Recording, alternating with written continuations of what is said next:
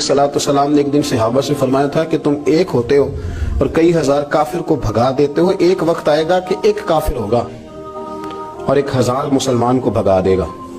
इस बीमारी को खास तवज्जो से सुनना और इसकी वजह भी सुनना कि बीमारी फैलती कैसे है। बस इस बात को कभी ना भूलना, ये नफा देगी। कहा एक काफिर 1000 मुसलमान को आगे लगा के भगाएगा, क्योंकि वो पाक तैयब ताहिर दिलों वाले लोग थे। वो बोल पड़े, या रसूल अल्लाह सल्लल्लाहु अलैहि वसल्लम, क्यों एक काफिर 1000 मुसलमान को भगा डालेगा? क्या वजह हुई, क्या हो जाएगा?